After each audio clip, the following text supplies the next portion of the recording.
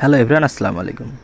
আজকের ভিডিওতে আমরা জন ডনের বিখ্যাত প্রেমের কবিতা দ্য গুড মরো এর সারসংক্ষেপ এবং line by line Bangla explanation নিয়ে আলোচনা করব।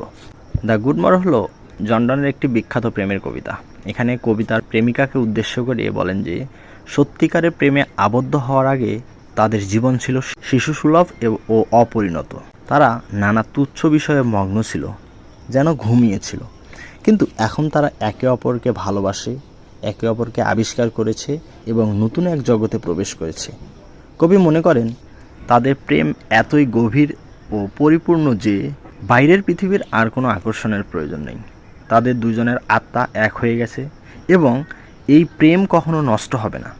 তাই কবিতাটি সত্যিকারের প্রেমের ঐক্য, পরিপূর্ণতা ও অমরত্বকে উদযাপন করে। I wonder by my truth what thou and I. সত্যি বলতে আমি ভাবি তুমি আর আমি কি করতাম বা কি ছিলাম। Did till we loved were we not weaned till then. প্রেমে পড়ার আগে আমরা কি তখনও শিশুর মতো ছিলাম না? But sucked on country pleasures childishly. আমরা কি গ্রাম্য ও তুচ্ছ আনন্দে শিশুর মতো মগ্ন ছিলাম না?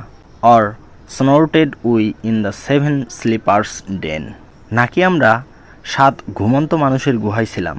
টুয়াস so but this all pleasures fancies B. হ্যাঁ, তাই ছিলাম, কিন্তু সেসব আনন্দ ছিল কেবল কল্পনা। সত্যিকারের সুখ এখনকার প্রেমে, কবিতায় বোঝাচ্ছেন। If ever and beauty I did C. কবি তার অতীতের সুন্দর জিনিসগুলোর কথা বলছেন। Which I desired and got টুয়াস but a dream of the. যা আমি চেয়েছিলাম এবং পেয়েছিলাম তা ছিল তোমারই স্বপ্ন মাত্র।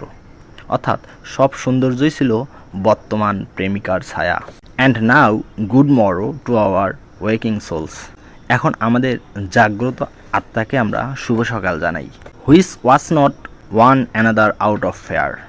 যারা ভয়ের কারণে একে অপরকে নজরে রাখে না, অর্থাৎ তাদের সম্পর্কে কোনো সন্দেহ নেই। For love all love of other sights controls. কারণ প্রেম অন্য সব আকর্ষণকে নিয়ন্ত্রণ করে। And makes one little room and everywhere. এবং একটি ছোট্ট ঘরকেও সমগ্র পৃথিবী বানিয়ে দেয়। প্রেমিক প্রেমিকার জন্য তাদের ছোট জগৎটাই সব কিছু। Let sea discoverers to new worlds have gone. নতুন অভিযাত্রীরা নতুন পৃথিবী আবিষ্কার করুক। অর্থাৎ বাহিরে কি হচ্ছে হোক, আমাদের কাছে সেটা গুরুত্বপূর্ণ নয়। বাহিরের আবিষ্কার তাদের কাছে গুরুত্বপূর্ণ নয়। Let maps to others worlds on worlds have শোন।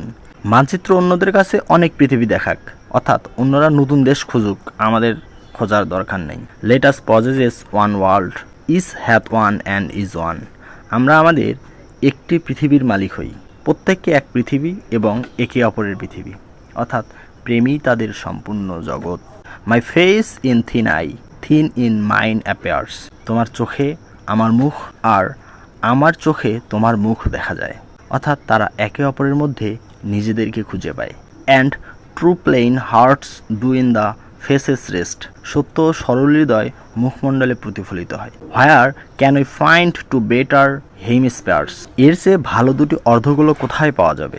অর্থাৎ তারা পৃথিবীর 2 অর্ধেকের মতো একে অপরের পরিপূরক। Without sharp north without declining West. যেখানে নেই কঠোর উত্তর, নেই অস্তগামী পশ্চিম। অর্থাৎ তাদের প্রেমে কোনো শীতলতা বা পতন নেই। Whatever dies was not mixed equally. যা কিছু মরে যায় তা সমানভাবে মিশ্রিত ছিল না। অর্থাৎ অসম জিনিসগুলো সবসময় নষ্ট হয়ে যায়। If our two loves be one or thou and I. যদি আমাদের ভালোবাসা এক হয়ে যায়, অথবা তুমি আর আমি। Love so alike that none do slacken none can die.